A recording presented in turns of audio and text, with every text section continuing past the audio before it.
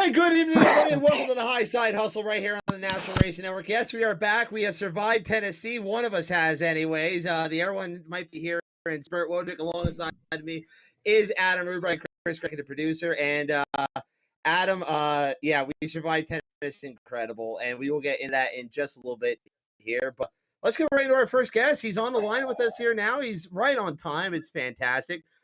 He picked up a win each of the last 2 weekends here. Picked up the win at Selinsgrove after he dusted off the old 19 car. Picked up the win at Sunday at the Eldora Speedway. And Brent Marks, welcome to the Highside Hustle, my friend, buddy. Thanks. Thanks for having me on.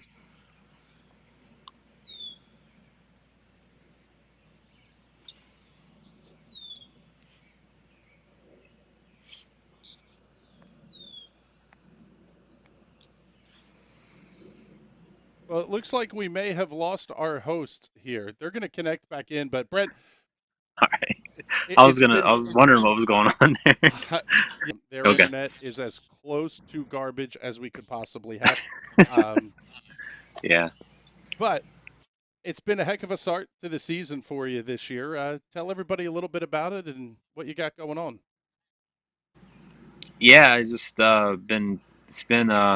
it's been an interesting year to say the least. We just weeks that prevented me from able to continue to do sure and just trying to build my team back up to what it was. So what's that like? As I think we have Bert and Adam coming back in here, but what's that like when you have that big change where you've made your 21 plans, especially after 20 was such a dumpster fire of getting things lined up? What's that like when you have to make that big switch back to get our own stuff ready, kind of do our own thing again? Yeah, it's hard just because I'm trying to cram 2 months worth of off season work into a few weeks here, and for a period of time without having any issues. So it's just a lot of behind the scenes work going on right now. Just been last couple weeks. Taking over. Sorry about that, Brent. It's just like it's a dumpster fire. It's fantastic. But hey,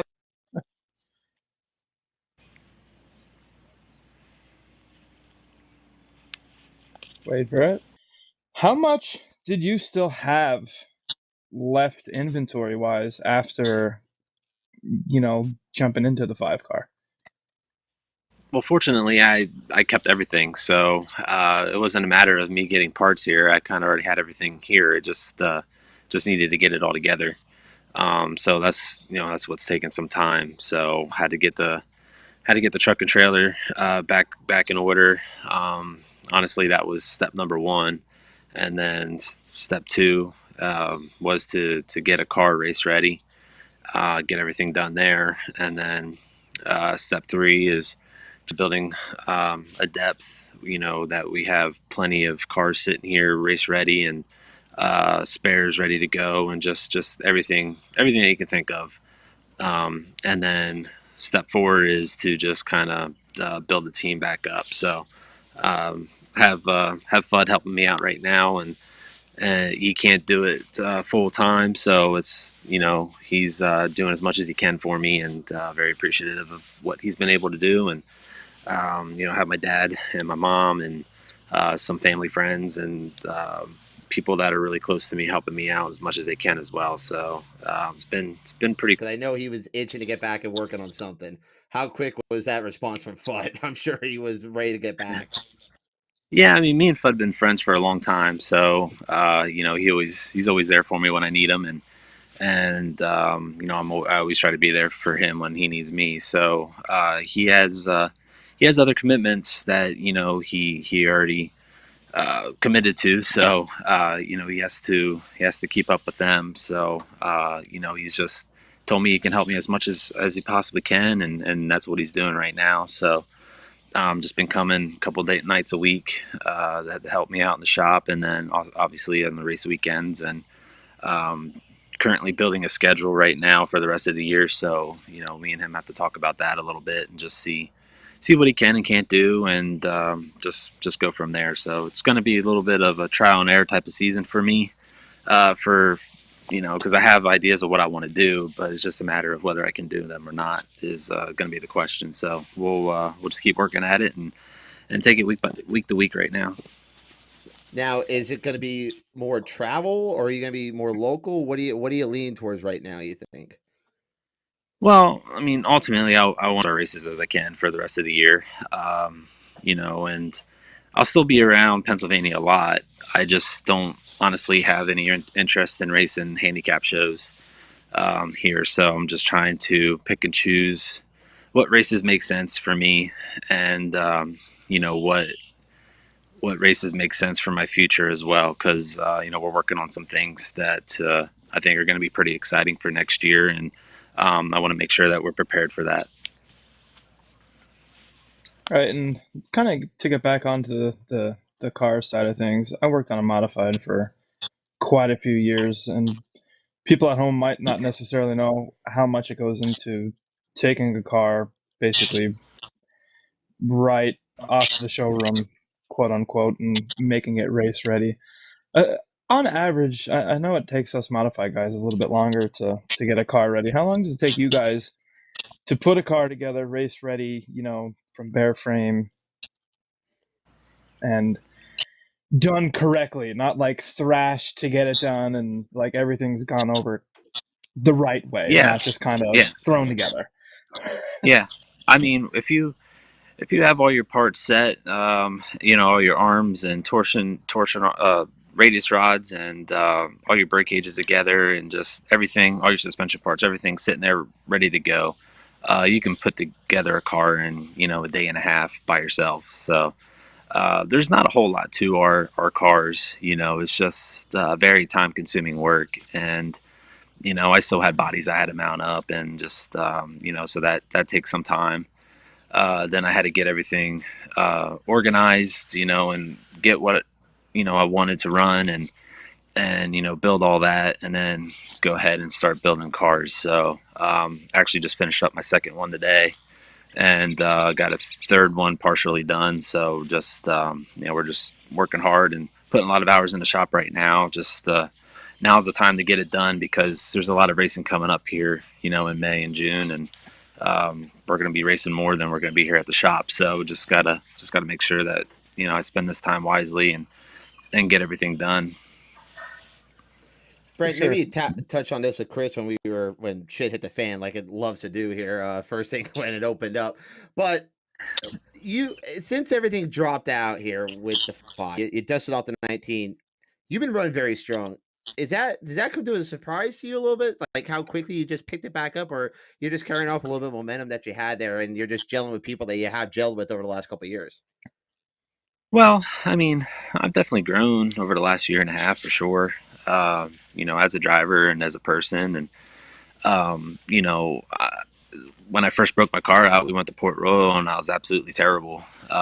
You know, not what I was hoping for, and I just was not very prepared. So I just had to kind of regroup and just, you know, rethink some things and trying to find my groove again, I guess. And uh, fortunately, I was able to do that overnight. You know, we went out to Selinsgrove the next day and won, and then ran second at Port the following weekend, and then won at BAPS again. So I just got to keep it up right now and just keep doing our thing. You know, it's just nothing special has happened. I just kind of I just had to get my feel back again and get in the swing of things, of making decisions as far as setup goes on the car, and just get that feel that I like with my race car. I had to find that again because my stuff is not the same as what was in the 5 car. So obviously, what they were doing, I can't really use here that much. So I just had to go back to some old notes and revisit some old ideas, and just go from there. So that's kind of what I did. Just went back in time a little bit and kind of wrapped my brain around what seemed to work for me, and just go with that with my program. And it's been pretty well right now. It's been going pretty well right now. So just gotta keep it up, and just try to keep doing our best, and that's all we can do. So we're still in the building stage here again, like I said, and to come out like this and be really good is very exciting. And I'm not, you know, not like I totally shocked myself or anything either. I've been doing this a while and spent 3 years on the World of Outlaw tour, so I feel like I have the experience to be able to jump in another car right away and do well. So just like I said, just got to keep it up. Definitely. And Yeah, absolutely. you hit on the Outlaws there. Going forward, obviously this year it's going to be tough with lack of crew, and basically, if you want to consider it, we're 3 months into the season already. If you consider the months in between Florida and when we get going back up here, a start. Is there any plans going forward to maybe go back full-time Outlaw, or full-time All-Star? Not trying to let cat out of the bag or anything No, by those means, but I mean, I'm definitely working on some things. So, I'm very excited about, and hoping that we can announce soon. So, just I just got to get everything built up and then work on getting a full team together, and then visit that idea. So, that's my goal. Obviously, I want to be back out there. So, I'm just going to keep working at it, and spend this year rebuilding everything, and getting back to where I think I should be in order to race with that type of series. So I think we'll get there. Just gotta keep at it, and yeah, I'm just excited to start my team back up again and be a part of everything that I've built over the last 12 years. I guess it's been now. So just excited to get back at it again.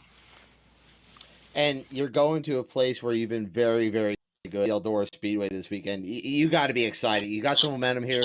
You're going into Eldora. You picked up the win last year with the Governor's Reign. You have a win out there, I believe. What was it? In September of 18? You got the win out there. You run very well at Eldora, so it's got to be kind of a good sense going in there this weekend here, especially with the way things have been going for you now. Yeah, really, 2018 is when I kind of started figuring things out there, and I struggled pretty bad there, in years past, and really things really started clicking in 18, and got a win there then, and ran third at the Kings Royal, and been in contention for wins, since, and won last year for the Governor's Reign, so that was really cool.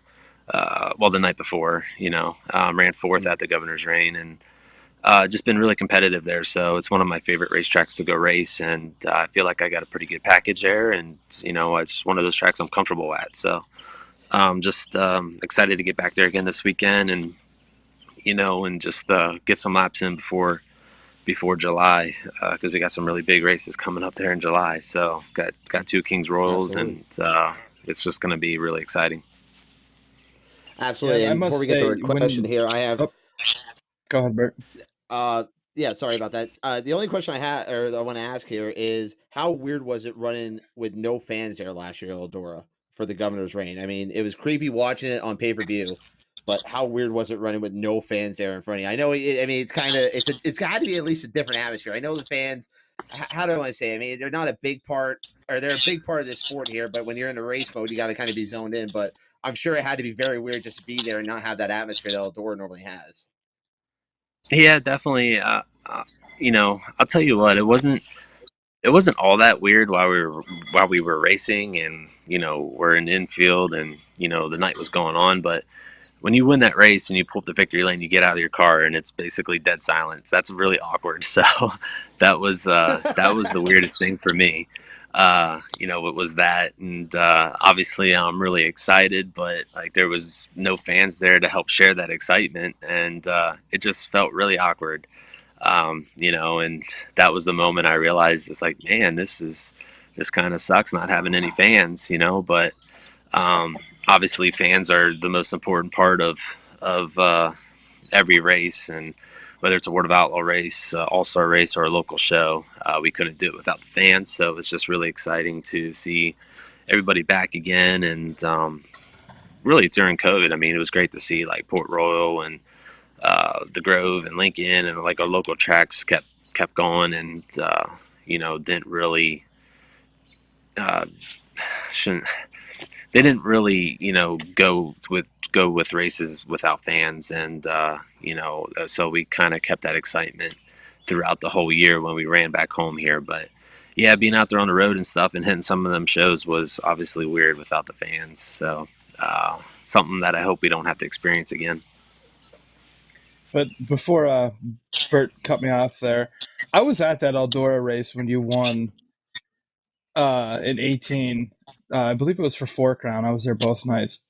That was one of the most impressive drives I've seen in quite a while, and I'm glad I was there to see it. Probably one of my favorite races that I've seen in quite a very long time. But one of our fans wants to know, I was going to ask this question anyway. You've been so dang on close to winning at BAPS years past. How does it feel to finally check that track off the bucket list, so to speak, you know, win-wise? Man, it feels awesome. One, it feels awesome because it's a track sponsored by our sponsor, BAPS Paints, and so that was awesome to win at that track for them. But I swear I've probably been in contention to win races there about 7 or 8 times, and every single time something broke, whether it was a motor or a flat tire or a suspension part or something. Like, it was just always something that kept me out of contention to win a race there, and it was very frustrating. So it just got to the point, really, anytime I got to the lead there, I was dreading it because I was waiting for something to break. But fortunately, on Sunday, I didn't lead any laps until the last lap, so that worked out pretty well. So there's it an felt old great saying in racing. Yeah, there's an old saying in racing: you only have to lead the last lap. Yeah, exactly. That's the only one that counts. You know what though? You almost did ball it up there. You and Freddie coming off of 4 there. That was a pucker moment right there. I thought it was over for you there, man. That was close. And then you got that restart there, which was a godsend. I mean, I seen a lot of people say about the double file restart with 2 to go. It's like kind of it's different inside of 5, especially inside of 5 to go. You know, a lot of places they go single file at that point there, but you went double file, and that just seemed like a godsend to you there to be able to go there, Danny. And you did a hell of a job holding off Danny there going into 3 there, trying to not let him bully you off the bottom. He did a fantastic job, and just like 19 sailed from there. Yeah, honestly, I forgot that BAPS did restarts all the way up to the end, and when they announced that on the radio, I was like, I thought my radio was broken for a second. Like, what'd you say? You know, but it worked out for me, and I'm glad that they did that. And you know, I got penalized there the 1 start and got put back to 4th, and I just thought my race was over then. And you know, because Macri and Freddie got in front of me, and then Dietrich's up there and leading the race, and it's like, you know, got 3 really good cars in front of me that are going to be hard to get by again, and we managed to pull it off. So it was a great night.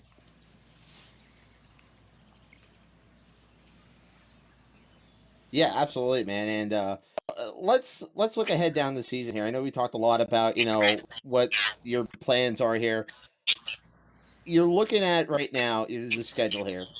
You could pick 1 race to win this season here. You already got the Natty Open. I know that was a big one here. You got a Tusky 50 win. But you look at your schedule coming up here, the bigger races. What's the one big race that you want to win this year? Kings Royal. Okay. Feel like we've been really competitive there. I've got wins there over the last several years. Ran third in the Kings Royal there in 2019, and really I feel like we had a shot at that race. But with like 6 to go, I messed up pretty bad off of 2 and lost some ground, and was able to get the second on the last lap. But Logan squeezed by me there at the start finish line when I pulled a slider on him. So that was a really close one. So yeah, that's the one that I really want this year, and there as a driver and as far as finding a good package. So going to spend some time there this year, I think, and try to work on that a little bit and see if we can get better there. But right now, my eyes are on the Kings Royal at Eldora, so I'm excited for Johnny. Do they sponsor my race cars? They're definitely some of my best friends, so I really appreciate everything they do. That's fantastic, man. Best of luck this weekend, buddy. I'm sure you'll be doing some great things out there, Eldora. I hope we get a win out of you there, and hope best luck throughout the season. I'm sure we'll be having more interviews with you throughout the year, man. We'll talk to you soon, hopefully, bud. All right, appreciate it. Thank you. All right, thanks, Brent. Take care. There he goes, ladies and gentlemen. Brent Marks heading off, and yeah, Adam. Before we go to commercial here, yeah, that he touched on it there at the end there of the double file restarts at Babs. That was kind of a surprise to see that right inside of 5 to go. I was expecting. I think almost everyone was expecting there a single file restart. Yeah. Oh, for sure. Especially with inside 5. Well, that's like customary unless you're modified racing, but I don't know. Because I think Brent had a fast start on Danny on all, to be. I mean, I noticed towards the end there that it's a little messed up. One of the sideboards was just about hanging. If that played any role into anything, or we shall never know. Yeah, I don't think we shall know here, but yeah, it was a fun race at Bass, and we'll get into that when we get into our whole recap segment throughout the weekend here. But we'll take our first commercial break of the night. We'll be right back, and I believe we will have the new voice of the Utica-Rome Speedway. We'll have him help us preview that coming up here as New York starts to kick off their modified season. Finally, after almost a year off, New York is back racing, and it's going to be fun to have them back running. Chris Moore will be joining us right after this, ladies and gentlemen. Stay tuned to the Highside Hustle. I'm heading out, man. You want to ride? No, I got my car, but I actually really need to go to the bathroom. Dude, are you okay? I am definitely buzzed. Yeah. I think I will take this, and I will take that ride home. If there's one thing every car guy hates, it's cleaning the garage. Do you want to take most of the time and hassle out of that job? Then call Zone Garage of Eastern Pennsylvania and New Jersey. Agnes and her crew will have your garage, shop, basement, or even your porch looking great all the time. With unique patterns and designs, plus the ability to incorporate your logo or any artwork, your space will never have looked better. Installation is done in 1 day, guaranteed, and Zone Garage offers a 20-year warranty on the top coat. Their coatings are durable, anti-slipped, and impact resistant. Give them a call at 570-856-6067. That's 570-856-6067 for Zone Garage of Eastern Pennsylvania and New Jersey. When you want to be the best, you can't settle for the rest. There's a reason that McConey Setup Shop is trusted by more virtual and real-world tracks and companies than any other setup shop in iRacing. With partners such as Stafford Motor Speedway, the Nashville Fairgrounds Speedway, Five Flag Speedway, Speed 51, and more. When you want something done right, you go to the experts at McConey Setup Shop. With setups available for most series on both asphalt and dirt, built by a team of professional builders consisting of some of the top talents on the service, McConey Setup Shop LLC has what you need to hit the track with confidence. Head over to McConeySetupShop.com and learn why McConey Setup Shop is the official setup shop of Richmond Raceway Esports and is partnered with some of the largest names in virtual and real racing. And remember, at McConey Setup Shop, there are setups, but your victories.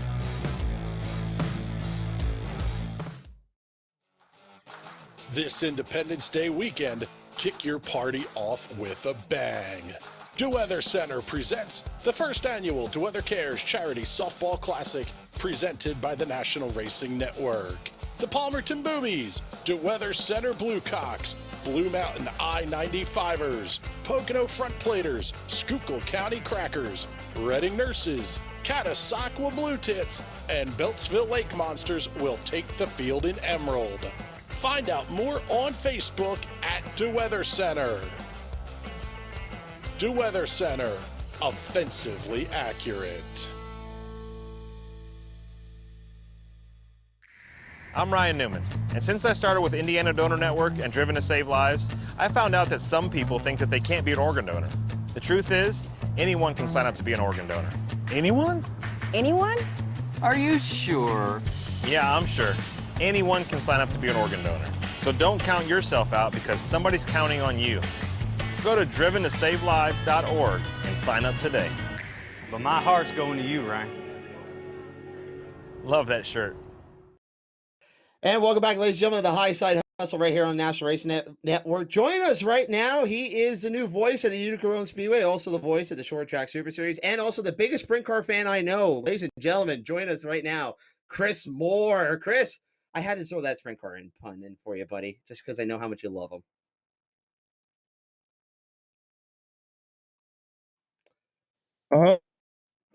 Oh, there we go. I think he's back in now. There we go. There we go. I don't know what happened. welcome to the hustle, buddy. It's a mess. Technology, it's fantastic. Yeah, as soon as we went live, I lost you. No idea what. Yeah, that's normally how it goes. Hey, thanks for joining me, buddy. Join us, bud. Glad to talk to you. I've been waiting for a while to have you on one of the shows here, and man, I tell you what, congratulations first of all on getting a new job up in Utica and up at Fonda too, and with Brett. I mean, it's a whole new adventure for you and moving up from down at Bridgeport now to pretty much covering basically the southern tier of New York. Congratulations, man, on that first of all.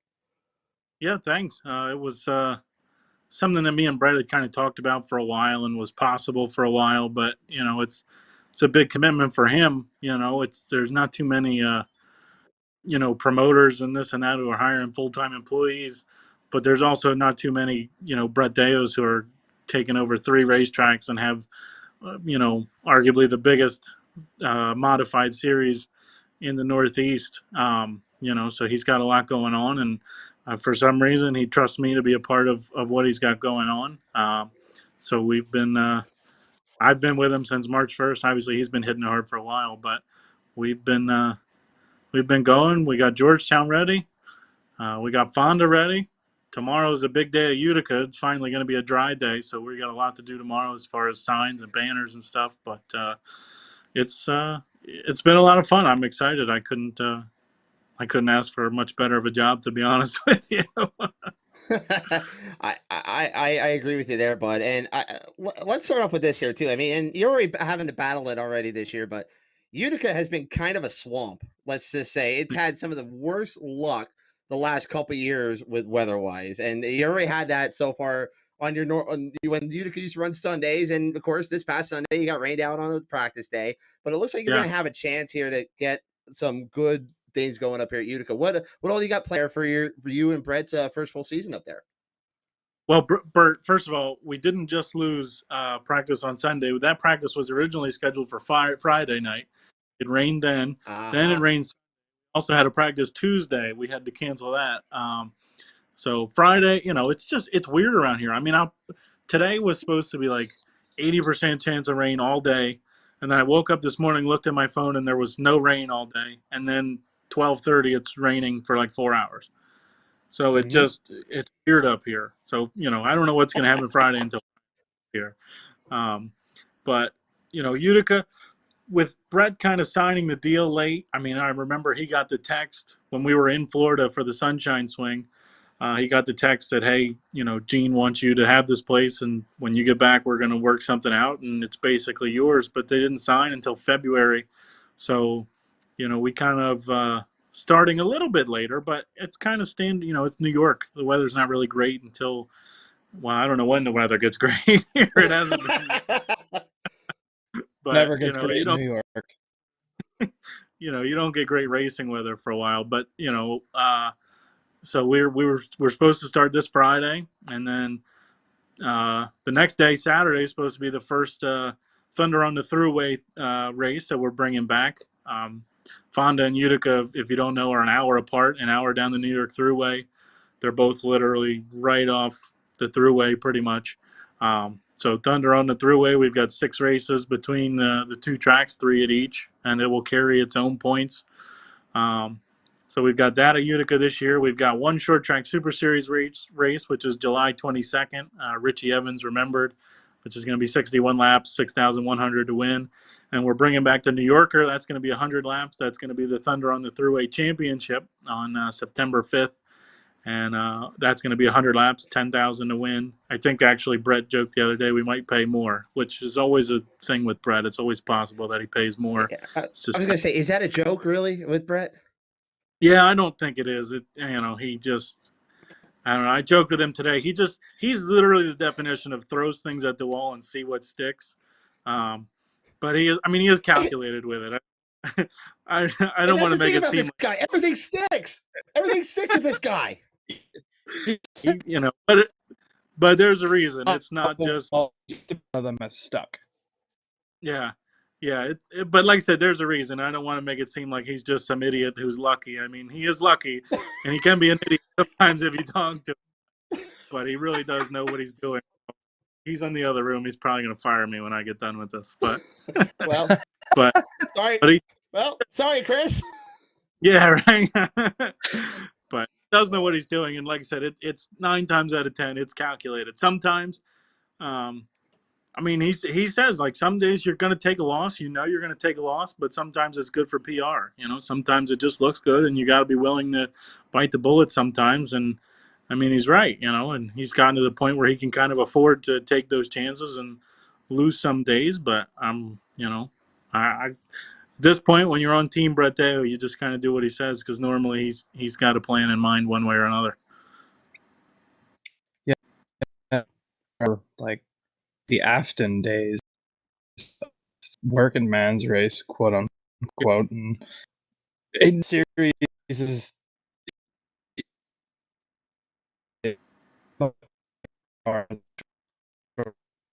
what 3-4 years if you really think about it. Yeah. The Afton deal started out as the working man's race, kind of in Super Dirt Week for guys that and it worked then because the thing with Super Dirt Week was at Syracuse, and it just wasn't for the working man. You needed a whole separate operation, a whole brand new race car to run that one weekend, one race. And so the working man's race really was something that was great for those guys. But now Oswego, with Super Dirt Week being at Oswego, you don't need to build a whole new separate car to go do that. So, Exactly. Oswego has kind of changed the game for that week, but Afton and the Short Track Super Nationals and the, as you said, the quote unquote working man's race still works out. The working man still gets to go. And now, with the series becoming what it has and paying as much as it has, those guys that go to Super Dirt Week try and pull the double, and I know Matt Shepard won it in 2019, and it's become something you kind of have to be at.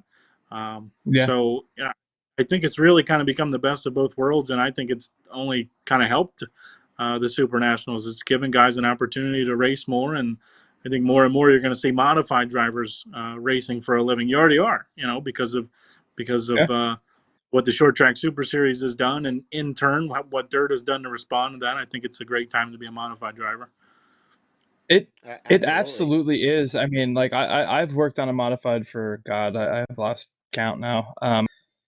It, you know, you have Super Dirt, and they've paid pretty much the same since the inception of the series, you know. And then Brett Dale comes along with this idea, you know, and the idea blossomed, like we just on there, into Track Super now, and gonna, you know, raise the bar of what's hope one. Who doesn't love a little friendly? You go into the dirt car side of things, where you have a rule book that's 3/4 of a mile long, and you have to run certain things and this, that, and the other thing. And you can take your spec head from Grandview to one of the and still somehow be competitive.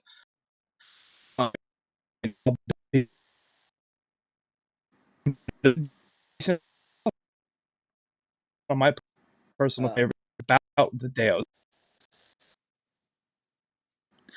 Yeah, I think I mean, that's one of the things that he's really tried to do, especially in recent years, is try and balance the rule book and give everybody with every kind of motor an opportunity to be competitive. You know, I know a lot of people, it's kind of a myth really that the open small blocks are the only way you win, and that's just not true. There's been a lot of big blocks that have won in recent years at recent big races. I know Matt Shepard had a big block at the Melvin Joseph. There's been other big blocks. Andy Picchetti's was an open small block. There's been other big blocks that have won this year. I know Stuart Friesen, his big block, he had a big block at the Gobbler last year. So I mean, it's really been, you know, trying to balance it out and find a good way to get everybody competitive. And the spec small blocks, I mean, John Willman went to Port Royal, which is a big, wide, fast racetrack, and qualified through the heat race with a Pennsylvania sealed spec small block. You know, and oh, by the way, he came to Del Mar, which is another big, fast half mile. He came to Del Mar last Tuesday and qualified through the heat race. And by the way, he had to pass a spec small block to get that qualifying position. So, I mean, it's you know, the specs, it's tough. I mean, and it depends on the racetrack too. Are spec small blocks going to go win at Georgetown or Del Mar or Port Royal? Probably not. You know, it would take some kind of night for them to do that. But when the North Region races, I mean, we got Accord coming up this Tuesday. Utica-Rome with as slippery as it gets. Who knows? Fonda's been getting really slippery. It's still a little big for a spec small block, but you know, on the South Region, I mean, you've got we've got New Egypt coming up this month, and Bridgeport's really become a spec small block track. So I mean, we will see, but there's definitely you know, this and that. I mean, there's definitely places where spec small blocks can be competitive, and like I said, the big blocks have their tracks and places that they run well at too. So it's definitely been a goal of Brett's and Dave Pace, our tech guy, to try and find a good balance for everybody to be competitive with all size wallets and all size motors. And one thing too, you said about dirt paying the same for years, and that competition is good. Competition is healthy. You know, that's just the nature of the game. I mean, the World of Outlaws could easily sit on their thumbs, but they can't. You know why? Because the All-Stars are out there, and the All-Stars are competing with them. Same with World of Outlaws and Lucas Oil. For a long time, Super Dirt didn't have competition, and when they did, you know, it would kind of go away. But I don't, I don't think Brett's going away anytime soon, unless somebody comes along with a large check. Then he might consider it. But you know, but competition is good, and so I'd like to think that we've been a part of raising the bar for everybody in dirt modified racing, and hopefully, I think we want to continue doing that. You know, with what we do in Florida, we've got two 50,000 to win races this year. We just paid 12,000 to win on a Saturday night at Fonda, so you know, I think that's the goal. Well, I'm not going to say anything. I'll leave it to Brett to say, but I know he's working on stuff for things to continue to grow. That's all I can tell you. Oh, buddy, you're just laying down the I don't know what you want to call it here, but you're laying the carpet out here for something big. I like it. I like it a lot. But hey, you touched on one of those 50 grand races, and that was you only had one of them last year. You're supposed to have the your race of a Fonda. Obviously COVID hurt that, so y'all pull an audible and go down to Port Royal, and you kind of have your own your own super dirt week in a way, you know, with the whole Yeah. speed showcase. You got your spring show in on Thursday night, then you ran like your qualifying night on Friday, and Mhm. that place. I mean, you and I we have many discussions about Port Royal, and the place just races so well, and we saw what modifieds do up there, and I knew the race was going to be good for about maybe 100 laps. I wasn't expecting to be that good for 200 laps. I mean, that place was perfect from start to finish. It was beautiful the entire show. Yeah, it's great when you go to a racetrack and all the drivers get out and say, "Man, this place is awesome." You know, it's good when that happens. And Port Royal, I think pretty much every division, all the time, everybody gets out and says that. So Port Royal is just one of those rare facilities that just kind of has it going on. Um, the pits are great, the layout's great, the grandstands, the concession is great, the camping area. It's just really perfect for everything you'd want out of a big 200 lap race. You've got a hot pit area. You know, it's just everything you'd want. And I think that losing the Fonda 200 really became a good thing last year for that reason, for the fact that we were able to kind of discover what we could do at Port Royal, and what that 200 lap race became, and it's going to stick around. You know, I know Steve O'Neill was happy, Brett was very happy, and I know Brett said he did it in like a month. You know, it was thrown together in Yeah. a month. So Yeah. now, we announced at the Gobbler last year, the weekend it was going to be. And now everybody's got an opportunity to plan, kind of build a schedule around it and be there. I mean, we had 70 sportsmen and 60 modifieds and a pretty good crowd. And, like I said, I know Steve and Brett were both happy at the end of things. So, to now have a full year to kind of prepare for it and plan for it and have it on the schedule is a big deal. And now we can hopefully, as long as things keep going the way they are, we get the Fonda 200 back. And Bert, I don't think, you correct me if I'm wrong, have you ever been to Fonda? I have not. I would like to get that No. this year. Adam, have you? I feel like you said you worked on modifieds for years. I feel like it's possible for you. One of the places I haven't been, we go to Afton 5 miles. Right. Don't Well, think it was anywhere. Fonda is definitely on the list. Yeah, Fonda Right. definitely is up there, Chris. I want to get up there and see this because the racing we've seen is fantastic up there.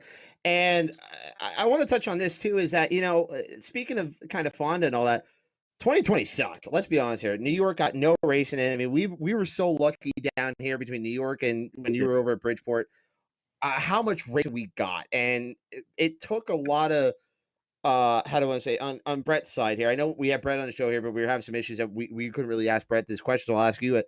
It took a lot of definitely quick thinking to make things happen. You get the series, go down to North Carolina, down to Cherokee as well. Then you go out to Potomac as well, and then you finally get racing here. But you can't have a North region though. But you get the South region. It was kind of like last year. You kind of took what you can get almost, but it was still a lot of good ingenuity or a lot of good thinking out of the whole series, Short Track Super Series, to kind of go and do these races here. How crazy of a year was 2020 for you on your end of things with the Short Track Super Series? But not only that, but also with Bridgeport as well.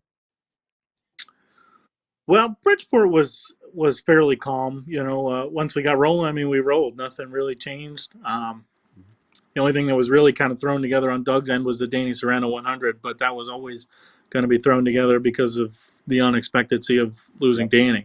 So that was always something that was going to be kind of thrown together. But I mean, the series was pretty wild. I mean, Brett just kind of forced his own way. I mean, got in touch with the American Racer people down in North Carolina and got a hold of Tri-County and went down there, and people at Cherokee said, "Hey, we want you here." So he went there. And then Potomac, like you said, was kind of thrown together. The people at Potomac, the Holliges had kind of wanted Brett for a little while. It's just Potomac's location is just a little bit too far out for it to be a It's a hike. regular. Yeah, it's just a little bit too far out there, to ask everybody to do that, because then you have to find the right date, and it's just tough to do. But it worked for COVID, that people just wanted to race, and so you know what, we can race here. They want us here, we're going, and that's what we did. And then Big Diamond was kind of, I don't know, are we going to do it? Are we going to do it? Well, they just raced Friday night, and everything was fine, so we're going to go for it. Yep. It was just kind of fly by the seat of your pants, see what happens, and fit in where you get in. And as the year went on, it got a little bit easier. I know it was tough, like you said, in New York.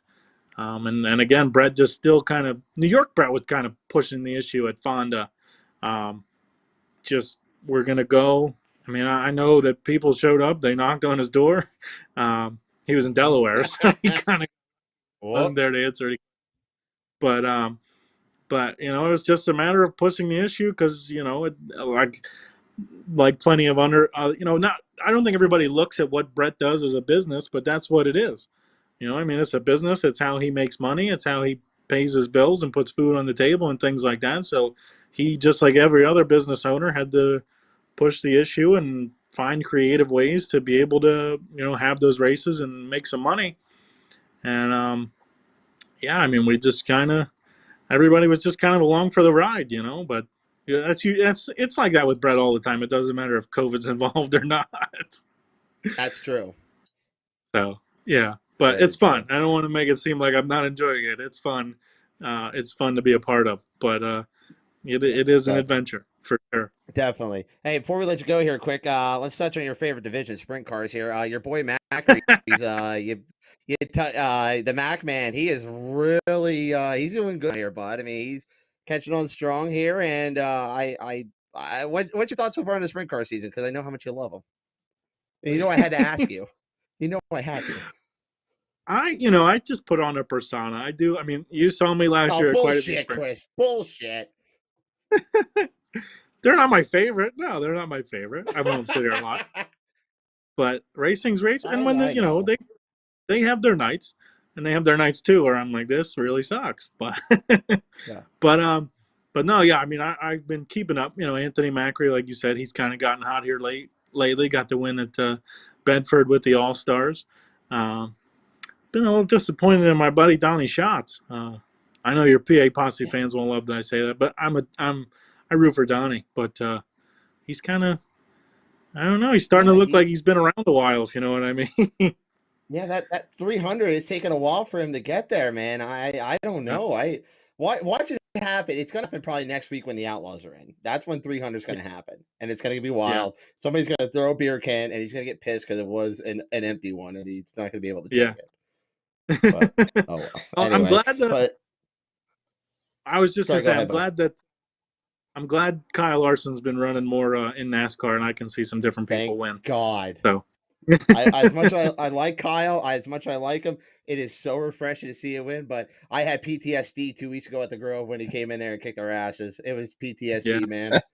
Oh, it was what he does. But hey, it's what he does, man. Hey, we're gonna let you go here, Chris. Thank you so much for joining us, man. Here, tell us where we can find information about Utica, Fonda, and also Short Track Super Series. All right. Well, thanks for having me, guys. You can go to. We're all on Facebook, Fonda Speedway, Georgetown Speedway, Utica-Rome Speedway, Short Track Super Series, all very active, very up-to-date Facebooks. All our websites, shorttracksuperseries.com, Utica-Rome-Speedway.com, thefondaspeedway.com, and thegeorgetownspeedway.com. We roll. That's pretty much my job, is to keep all the press releases rolling, keep points up to date and everything like that. So the websites are up to date, the Facebook's up to date. We try to stay engaged and keep active and keep everybody up to date on what's going on. So that's where you find us. And like I said, guys, Bert, Adam, thanks for having me. It was fun, and hopefully sometime later. Ryan too. Don't forget to shout out Ryan too before he kicks your ass. My brother-in-law. Yeah, don't. Watch it. That could be an awkward wedding. But anyway, no, thank you for coming on, buddy. if you don't shout him out, it's going to come in somewhere. So it could make for an awkward wedding. He might hate you after it. I don't know. I think it would take a lot for Ryan Simmons to hate me. He likes me pretty decent. I'll keep his free American Racer tire certificate if he decides he hates me. So. Oh, you son of a bitch! That is fantastic. Not the, That is oh, not the certificate. Chris, you're the best, buddy. I'll see you in a He's few older weeks here, out man. here. Thanks for coming on, buddy. All right, guys. Thank you. Take care, buddy. Chris Moore heads on off there. Oh, that kid is fantastic. We were talking here on how he is like he's on a rocket ship. I mean, that voice. It's such a good voice. He has that booming announcer's voice, Adam, and he's very, very good at what he does. You know, we were talking here in a little chat here on how he can basically, you know, he's the PR guy. He is so good at what he does, and he's describes the action. I love listening to his calls at Georgetown last year, especially when Yankowski nearly tried to kill himself last year at the end of the Danny Serrano race. But yeah, I mean, Chris is a hell of a kid, and there's a lot of good things happen up there on that throughway there. Fonda's amazing. Brett's going to make Utica back amazing, I think, here. And I think that we are in for a hell of a summer up there in New York, as long as it don't rain out every Friday like it likes to do up at Utica for some reason. Yeah. Nice guy. It's a shame he can't get us some of those like sweet stuff for future reference. Like those things are pretty sweet. I might have to copy one of them, but no, he's a good dude. Sucks that my internet's been acting all really yeah, it's still it's my turn for the shitty internet this week. I was just gonna say that, you know, it's been a while since we both had shitty internet, so I figured it was probably might have been your turn for it for once. So you know what, it's all right. It's all right, bud. Well, we have our nights. We're getting through it here, but we'll go next to our next final guest here. He has been kind of getting to it himself here, picking up a couple wins here. He picked up swept the weekend up at Clinton County and then also up at Selinsgrove Speedway. Andrew Yoder. Andrew, thanks for joining us, buddy. Glad to see you, man. Hey, thanks for having me. Hey, no problem. And hey, congratulations on a hell of a weekend, man. A win up at Clinton County, and you have a heck of a race down at Selinsgrove on Saturday night there between you and Devin. And I mean, Devin, obviously, he's been very, very good so far this year here, but you're starting to catch your roll here, man. You're really starting to come on strong here. Yeah, after the last 2 years here, we haven't been able to get a win yet until this past weekend. It was kind of reminds you of where you're at. You're not always going to win everything. When you have your roll going, you can keep it going, but when you're not rolling, it's hard to get back up there. Yeah, has it really been 2 years in a race? No, it couldn't have been. Yeah, the last 19 and 20, we've won over half our races or almost half our races. And then this year we haven't got nothing yet until this weekend. And it was just one of those things like, are we ever going to get back up there, or is this going to be our down year? Gotcha. All right, my brain's not processing stuff here, but anyway, what else is new? But hey, really? Anyway, yeah, shut up. Yeah, I know. Anyways, but no, you've the last couple of years you have looked so good in that limited late model there. I mean, I know it's been kind of a transition up, especially at Port Royal, moving from the Conos to the limiteds here. And what has been one of the biggest transitions for you guys from moving from one of these series to the other here? Well, with switching from the 2-barrel stuff, which was the Econos, to the 4-barrel stuff that we have now, it gives all the limited guys somewhere else to go, and it doesn't make everybody else have to buy a 2-barrel just to come race at Port. So, them getting rid of that 2-barrel was probably one of the best things they did to get cars, because I think every race at Port we've had almost 30 cars, if not over. So we needed to be main every time, but I think one time this year. So that's for the limiteds. That's pretty good. Hopefully it stays that way, and everywhere we go, it's like that. But I mean, when they race against, like this past weekend, everybody but Port raced limited, so everybody was pretty stretched out and all over the place, and everybody I think had like an average of like 18 cars, which for having 5 different racetracks running, that's still pretty good. Yeah, absolutely. So anyway, but yeah, let's dive into your career here a little bit here, because we're trying to expand our knowledge here and trying to introduce more of these people or fans here to you guys here who are in the smaller divisions. For years, being a part of the sprint cars and all that stuff, we only talked to really a lot of the 410 guys. And now with this whole new gig here with the Highside Hustle, we're able to kind of dive into the lower divisions and go in and get to know some of you guys. So talk about a little bit where your racing career started and where you're how you got to this point here where you're at.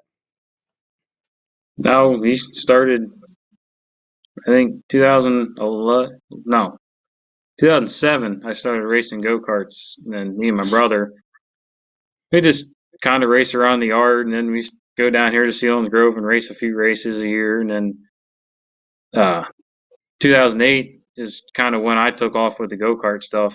My brother didn't want to do it, and Dad put all the effort into me, so we started racing go-karts until 2013 was my last year, and at the end of 2013 is when we got the late model. But towards the end of the year there, we started winning a lot of stuff with the go-karts, and to me, it was down here at Selinsgrove, it was kind of dying. There was a lot of groups of guys like me that were getting out of it, and the little kids were working their way up through, and there wasn't as much adult stuff, so everybody was kind of moving up. And then once we got the late model, I started racing against some of the guys I raced go-kart with again. Like Trent Brenneman, I raced go-karts with him for a while. Jared Folkrode, we all used to race together, and so it ain't really nothing new racing big cars with them. But running with the late model compared to where we started and what I always wanted to do to be where we're at now with, I think like 47 or close to 50 here. We're getting close to wins in the limited, so just to be able to do that is pretty happy for what we can do. Yeah, I think it's soon time you probably get that super out a little bit more there because the limited late model, it's such a great division here. But I tell you what, I think there's gonna be some of these guys who are like, all right, finally, we got rid of them. We got rid of them up to the super late model division here. But it's coming in time, and I believe you're gonna be running some more supers this year, correct? Yeah, we got a pretty good run this past or 2 weeks ago at Selinsgrove. We got the race side by side with Dan Stone for quite a while, about at least half the race, and that was probably the most fun race I ran all year, even including this past weekend. Just the talent you race against in the supers, though, is you got to be on your game regardless of where you're at. Well, I was just gonna say too about with it being at Selinsgrove. You know that place like the back of your hand, though, bud. Yeah, we're every time we go there, we're pretty good there. We still struggled a little bit with the super stuff, starting like 12th, 15th, and made it a couple cars, past 5 or 6 cars, but usually we don't get very far. But to start up front in a race like that against Dan Stone and lead a couple laps, that was very big gains with that car. So I'm really excited to get that thing back out again. Speaking of the super, I know a little track about 5 minutes from my house that's running supers this Friday. Are you going to be there? We were talking about going out there depending on the weather. It was kind of one of those race that Friday and then race the limited Saturday. So we'll keep an eye on the weather, and we'd like to come out. Yeah, the weather doesn't look all that great, to be truthfully honest. It's racing just about anywhere this weekend, but that's Friday I guess night part in of it in May. Friday night in May in county probably normally means rain. Let's be honest here, guys. Yeah. Well, we had snow this past Friday up in Clinton County. Did you really? It was. We were sitting there waiting to go out for the feature and wind blowing. It was flurrying. Oh my God. Well, Bert, when we were getting ready to leave for Bristol on that Wednesday night, it was snowing here. So yeah, it was nothing out of the ordinary, I guess I should say. What do you get? We're in Pennsylvania. Sure. Yeah, exactly. That's very true. I still can't believe Clinton County ran on Friday night, honestly, with the wind that was howling and just how cold it got here. I can't believe you all still run, but I guess it was worth it. You went up there, got the win up there, and that's another track that I like to go up there and check out there. It's kind of a track that's under the radar, but the races to be very, very competitive up there in Clinton County. Yeah, they've been getting better and better. We had run up there for probably most of my limited career here.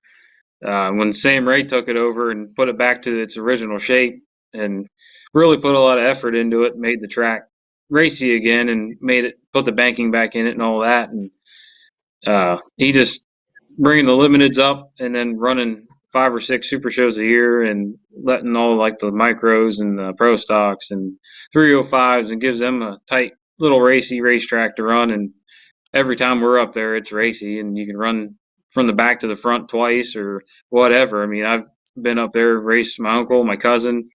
We've finished 1, 2, 3, 3 different ways. And I mean, it's just one of those little racetracks where it doesn't matter what you do, you can be fast and outsmart them a little bit. You don't have to have a perfect race car. Yeah, I agree there completely. And kind of touching on things a little bit here, which out of all of the tracks that you've raced at, whether it be from go-karts up to present day, which is your favorite and why? I don't know. When it comes to the racing point and just the nature of just being fun, Clinton's probably one of my favorite places to go.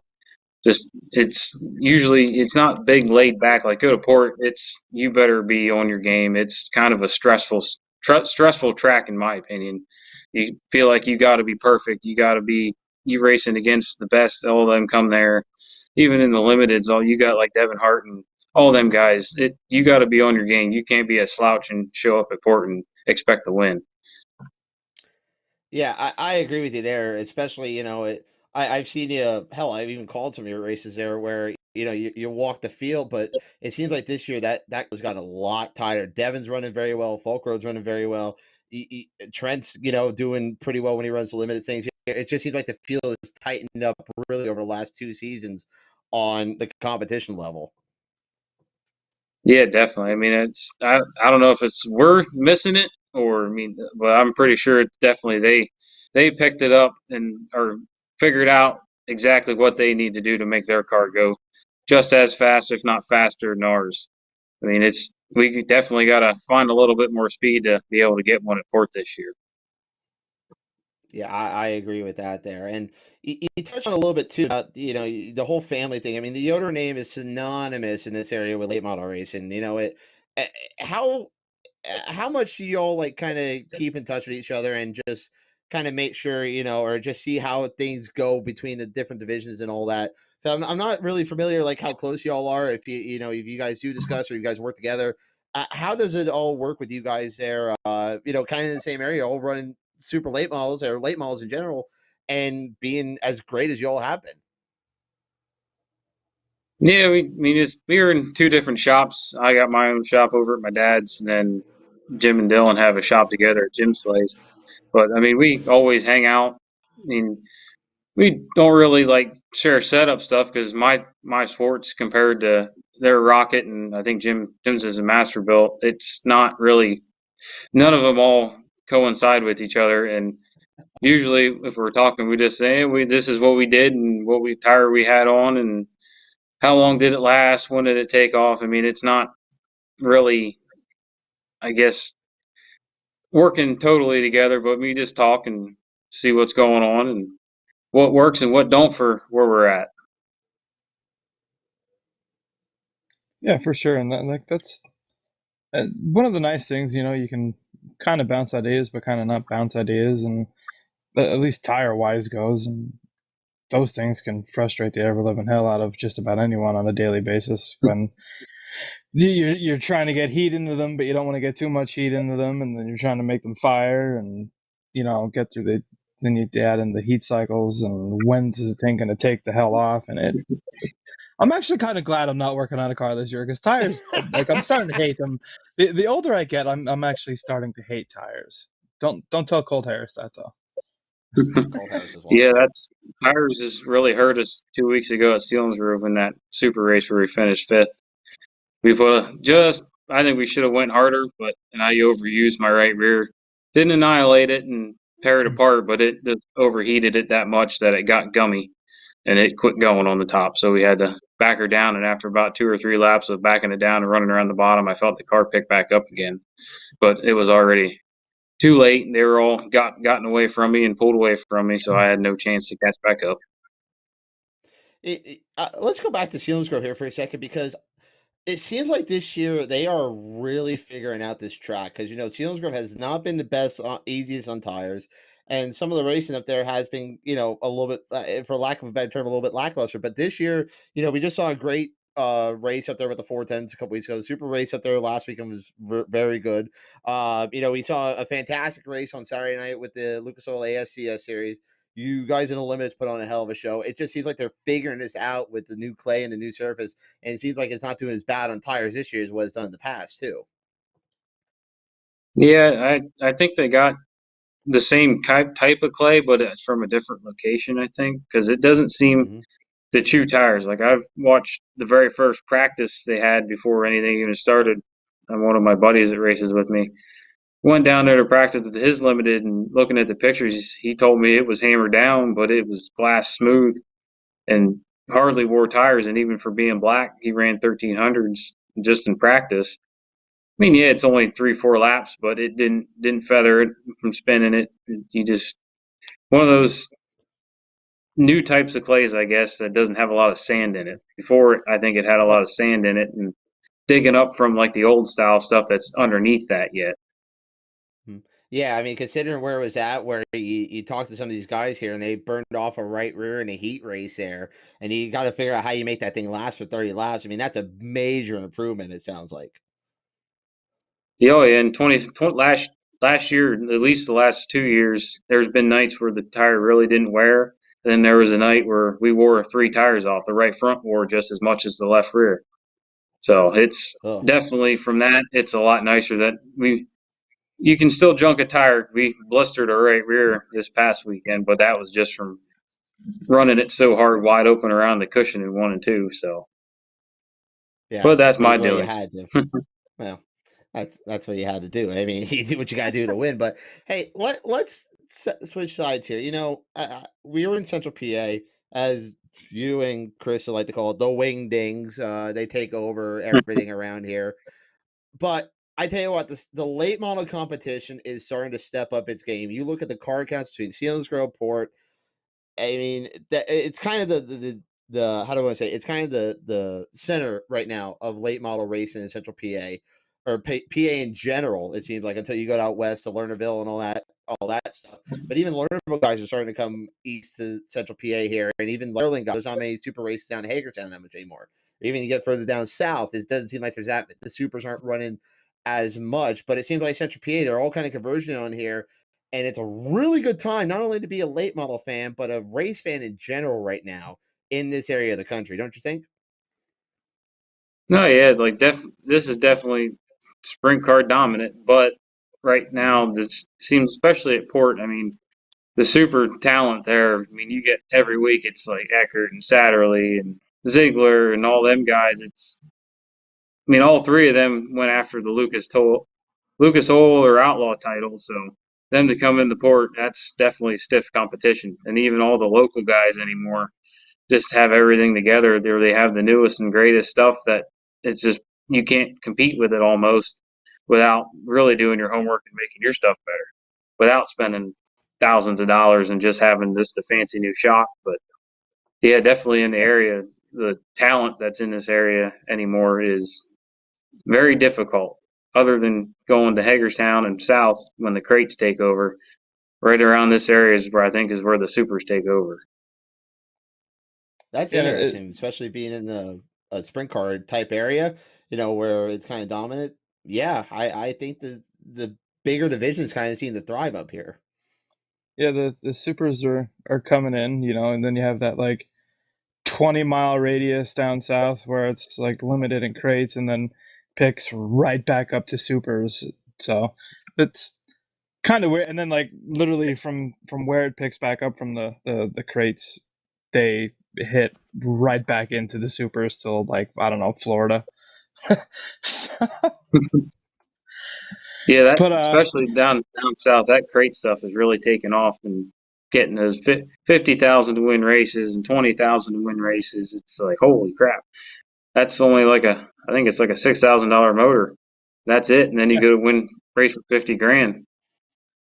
Yeah, it's some of it's ridiculous. But before we get you out of here, what are your plans for the rest of the season? Right now we're kind of just gonna stick around home. Maybe we'll get out here and there. Maybe run a couple shows at Hagerstown. I think maybe go down to Winchester. But right now we're sticking with the limited stuff and bouncing back and forth between the two. Whenever Selinsgrove has limiteds, we'll run there, and then we'll go to port with the limited. And then if there's nothing going on, we'll kind of pick and choose with the super or the limited, whichever kind of seems to be the best thing to do for us that night and where we want to go and who might be paying the most. Well, let me tell you this here. If you and the gang don't show up here to Big Diamond at least a couple times, be pissed off. Because I come to you guys all the time. And it's about time you all come up to the Skook for one time. One time. That's Oh, all I need, I Andrew. like Big Diamond. Last year when we went there, they had the first late models in, I think it was 5 or 6 years or something like that. I mean, the track, I liked racing. That was it. The track came into its own. And it got racing with everybody that was there. You know, when we had Devin on the show a couple weeks ago, he said about that too. It seems like a lot of late model guys are really taking a liking to Big Diamond, and I was excited. You know, a couple years ago when they had Lucas, or not the Lucas, or the World of Outlaw late models out there, went out for that show, and it was okay, and they had some limited starts out there a couple seasons before or throughout the last couple of years, but it seems like now that they got the surface figured out and everything else going on in the facility, it's only on its way up from here, and if they can have more late model racing going on, I think it's a kind of a big expansion for you guys here to kind of have another location you guys can race at, put on some great racing. Yeah, I mean, they don't have to have us late models and stuff every week because I know they're really big on their modifieds and stuff. But last year when we went up there, the track widened out and we started ninth and worked our way up through and won. So they go to a new racetrack like that and pull a win off from ninth. That shows the racetrack's widened out and got racy. So if weather holds off, I'd be pretty excited to go there this week. And plan is to run a couple of the limited shows that they have going on. Hopefully we can make all 3 or 4 of them. But yeah, that's definitely only an hour for me, so it's worthwhile going out. Well, it's 10 minutes for me, bud, so it's definitely worthwhile to going out. So I'm just saying it's like you and Selinsgrove. But hey, don't sell yourself short there because it takes a hell of a good driver to be able to do that to win from ninth there, and you are that man. Once again, congratulations on all your success so far this year. There's a lot more coming up here, man, and thanks so far for all your help and success so far this year. Yeah, definitely couldn't do it without all my help. And I got my crew, my dad, my wife, my Chris and Jeff and Jim and Sharon and all my sponsors, Strauss Electric, Windview Truck and Trailer, Stein Trucking. Picked up a new sponsor in the last week or two here, White Excavating. We got Crotcher's Lawn Cares, Smitty's Tree Service, Snap-on Bachman Auto Body, and Miller Motors always runs good. Sports Race Cars and got Hoosier Tire and Tegra Shocks, Fryco Fabrication. Just everybody that helps. We got a lot of great fans and makes it more fun when you get to go out and put on a show for the fans anyways. Absolutely, buddy. Well, hey, it's been a pleasure getting to know you and your entire family over the last couple of years, being up at Port and everything over the last couple of years here. And I appreciate you guys coming on here and being some great friends here. And best of luck to you the rest of the season. And I'll be seeing you probably in a couple of weeks here. Hopefully, maybe might see you Friday night. Who knows? But if not, we'll see you down the road here. Best of luck, buddy. I'm sure we'll be talking to you again soon. No, thanks. Thanks for having me. No problem. Thanks, Andrew. And there he goes, ladies and gentlemen. Andrew Yoder. We're going to slide on out of here the high side. Boy, this has been a fun show. 3 guests like that. Boom, boom, boom. And we're at 9:15. So what do you want to do here, boys? Do we take a break or do we go into our results here? Because I know we don't have any time commitments here tonight, but this has been a fun show. I mean, I have time commitments. 4:30 comes early, my man. Oh, yeah, that's right. Well, then let's do this. Let's keep it going. Let's get into this past week's results. Or do we want to start with our Bristol review first? What do you want to do first, Pig? I don't care. Whatever makes my internet work for longer than 4 minutes at a time. Let's start with our Bristol review because I know people want to hear about this because we were off last week. We had some different things going on here. It just didn't feel right to do a show. So we took the night off. But anyway, so Tennessee in itself is amazing. We had the time of our lives in Nashville, and Bristol itself, I think if we let, how do I want to word this? if we look past the cameras on what Dirt Vision put up for everyone on TV, you look at the racing in general from if you're sitting in the stands, it was fantastic. Sprint cars, late models, or not late models, modifieds, put on a hell of a show. I think the modifieds are better than the sprint cars. Don't get me wrong, but I think the sprint cars put on a hell of a show. But I think the modifieds are better than the sprint cars down at Bristol. But I think the racing on both days were fantastic.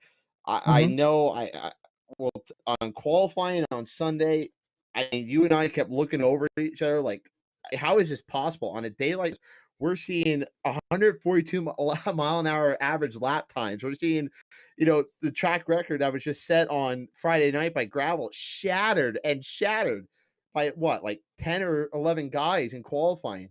It was incredible. I mean, the entire top 10 was under the track record previously set by gravel, if I'm not mistaken. That's unbelievable. It was. I mean, now it was granted, the racing was great all over. I mean, but you had to be there because typical TV broadcast. You're gonna get, oh, here's David Gravel. 3/4 of the way down the front stretch while everybody else is still leaving fucking turn 2. Like you're not gonna get the full experience watching on Dirt Vision or Flow for that matter, simply because they only have so many cameras. They can't show you every exact angle and show you the racing that's truly going on other than whoever they happen to have their camera focused at. But that being said, I enjoyed it. I think gonna definitely agree with you. The modifieds are the better show. Going forward, I wish the modifieds would have their own weekend, so to speak, because there's a lot of off time. I think. Hear me out, okay? Okay. Hear me out. I'll hear you out.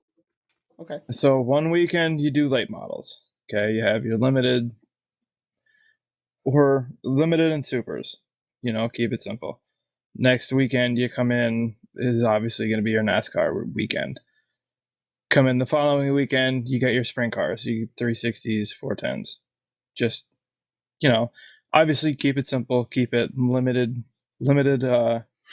driver entries, take it. Best 40 drivers in the country.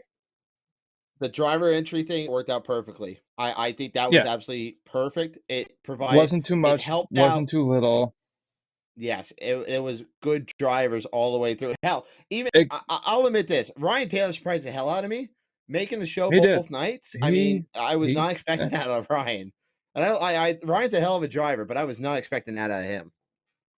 I think I've always known that Ryan had it in him to compete good and compete well, because he does have some pretty good sponsors behind him. The whole thing there was majority to get the sponsors out there in front of a more on a bigger stage compared to just weekly at Port Royal. Not taking anything away from Port Royal, because they get plenty of viewership in their own right, but you had Dirt Vision there. I mean, it didn't look like there was a whole hell of a lot of people there if you were probably watching it on Dirt Vision, but it surprised the heck out of me with the amount of people that were there, considering it was supposed to be a limited fan base. But whatever, that's neither here nor there.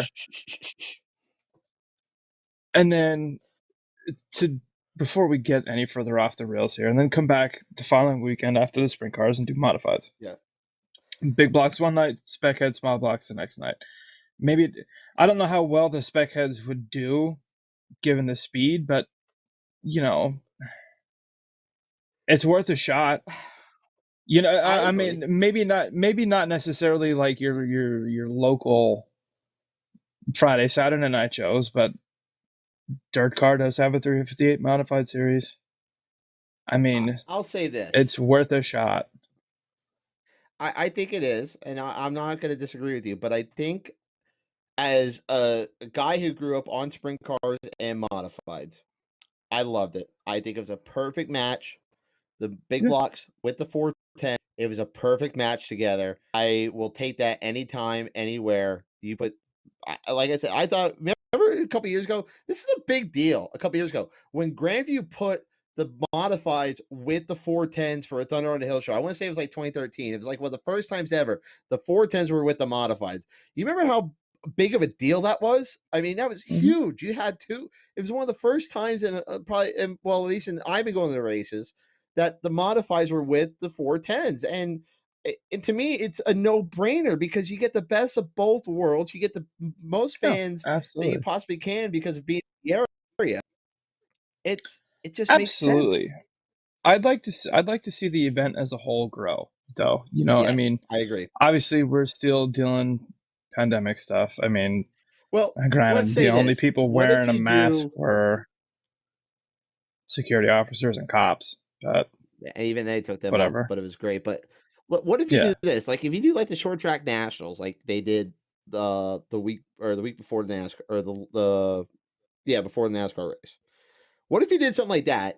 You took your dirt car modifieds down there. You took the or not the lower than the UMP ones or whatever you want to call it, like what they do down at Charlotte. But you add on the dirt car 358 modifieds on top of that. Because let's be honest, it's going to be dirt car sanctioned. You have no ways around now. If we're racing groups involved with this, with Bristol and Speedway Incorporated, it's going to be a world racing group, so dirt car modifieds down there. But if they could find a way to let the Northeast specs go in down there, even though they may not be dirt car spec mods. I don't know what all the rules are there. It's a couple bars here or there. I mean, right. But let's say you have that. You can't run alcohol, super dirt. You know, it's like silly little things that your local guy can do. And most of the cars that are coming out from Bicknell and Troyer and T.O. and HigFab already have this new dirt bar welded in. It's just a bar like right next to the driver's head that goes to the top of the roll cage to like the fucking arm guard. That's it. So it's a halo. Like how it's a halo. Oh no. Like sorry, I thought you were thinking about a halo. No. Like how the sprint cars do it, like right next to the driver there. There's that, like you have the A-frame of the sprint car chassis, and then there's that extra bar coming down right in front of that A, like that. It's basically just that. From what I've seen, it's just another added little safety thing. I mean, the rules aren't all that much. I can't honestly remember changing all that much when Diamond was dirt car sanctioned a couple years ago, and we had to form the dirt car rules. Either way, I think you need to keep it your one weekend with late models and modifieds, because those two fan bases go together. And I think you go with the UMP mods, and then I think you keep going with the sprint cars and the big block modified. And also, let me say this too: that weekend at Bristol opened the world's eyes to modified, did it not? Twitter was blowing up on how great their racing was with the Mud Turtles. I mean, it was like Mud Turtles used to be a joke, and now they are literally like, they're like, oh my god, these things are freaking awesome. Like I saw Brady McMahon, I think his tweet was, these things are awesome. I don't know how they work, but they're awesome. And that is such a cool thing because of how much of a joke like people on the sprint car side of things made of modifieds, and modifieds make fun of sprint cars. But it kind of brought everyone together, seeing how great the race was down at Bristol. But in the same aspect, like, it just blows my mind because literally every year sprint cars and modifieds are together in Charlotte. Every year. Do people just up and leave after the sprint car races and head out? I mean, we've seen that. People leave after the late model race, and they don't even stay for the sprint car modifieds. But that's the thing, you know, you have your diehard late model fans that just like late models that will literally only go to Charlotte for the late models. You have sprint car fans that only go to Charlotte for sprint cars. You have I shouldn't say that, because there's a lot of modified fans that flip-flop back and forth between a lot of different series, because we have more of an availability to see all three divisions in Pennsylvania and New York, because New York is say around starting... Pouchy, though. Apparently we're sprint car guys. What should you say around Pouchy? Yeah. Like, God damn it, Billy. Like, that was probably fantastic. You've probably seen me in the pits working on Cole's car for years when we actually raced there full time. But God damn it, Billy! Guilty by association, Pig. Guilty by association. Yeah, that was true, and like that was fun. It kind of actually irritates me a little bit when I show up to a modified race and I'm like, oh, the sprint car guy's here. No, motherfucker, I've been a modified guy for years. just so happens every once in a while I like to see a good sprint car race, but yes, I mean, it's here nor there. But we saw where you, on the other hand, you are a glorified sprint car guy. You've done nothing but don't even argue with me on this fact. I will argue with this because that was what I covered. You grew up in Big Diamond. Yes, I get it. The but in the show same was aspect, called Sprint Car Live. What do you want me to do? The show was called. I know, but well, I mean, sometimes I like to ruffle a couple feathers. Still, God, I hate you. The only time I've seen you at Big Diamond was when there was a rain out at a sprint car track. All right, I meant the bridges. You meant the bridges diamond too. Okay, that helps. This sort of sounds like the conversation that might have happened the night of Bert's birthday down in Nashville. No, there was no conversation. No, there wasn't much of that. It was just hey, barkeep, tequila, please. And then you end up with me laying in spread eagle in the back of Adam's truck. Yeah. I mean, I wasn't even at the bar half the time. Like, I went in, had something to eat, I'd go out, smoke a cigarette, go for a walk around the glorious town that is Bristol, Virginia / Tennessee. Is it not beautiful? I don't know. Do you even remember any of it? While you were getting shit faced in State Line, I went for a nice walk throughout the town. I saw the sights, nice little movie theater right up the street. I did see the movie theater. I didn't get to walk, but I know how to drive. I drive in. I did see that. No, I like I said, it was just so cool. I mean, the whole trip was just fantastic, and we'll get into my birthday shenanigans some point down the road here. I'm sure on another watch along we'll get into those, but no, that was a lot of fun. Yeah, let's hold them off for just remember story time at some point. Just remember, payback is a bitch. I know. I got the dingus coming to me when we go to Knoxville. I got the dingus coming to me. I know. So I deserve it. Hey, I deserve it. It was my birthday. I went ham, like I said I was. You need an excuse to go ham. You were. What's that? You need an excuse to go ham. It's my birthday. I mean, you gotta go ham on your birthday. And I'm just throwing this out there. It might just be because I'm drunk, but I'm also kind of pissed off because I just saw someone. No, I don't know if you noticed at the bottom. Does somebody's comment on YouTube? Does anyone even watch this? I don't know. I don't know if anyone watches this or not. You know what? I don't care if anyone watches this because to be truthfully honest, I mean, fun. I'm having fun. I don't see you creating a podcast / TV show, so whatever. I'm just gonna let that roll off the shoulder and pretend like I didn't see it. Anyway, let's get into news and results so I can go to bed. All right. I love you, buddy. I love you. All right. Well, let's get into it. Of course, as we talked about before here, David Gravel swept the weekend down at Bristol. Also, another World of Outlaw new Brad Sweet swept the entire weekend, both at Jacksonville, which that was a great race on last Thursday night. Swept the 70, swept the entire weekend out there. Brock Zierfos had some great there as well. And then the All-Star side of things, our boy Justin Peck picked up a win last Saturday night down at the Sharon Speedway, and then Sam Hayford Jr. picked up the win at Tri-City on Sunday night, which we're gonna have a little more with the All-Stars coming up here in the next couple weeks, folks. So stay tuned with that. We'll get more into that here. Go ahead, sorry, Peck. Which I think Peck probably would have won the night Hayford did too if he didn't hook that rut and won.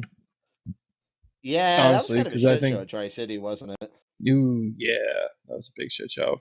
I mean, we were done at Babs, and they were still going at Tri-City. I mean, I want to get out there. Ricky Ware and everyone tells me how great Tri-City is, but it didn't sound like it was a well-run show.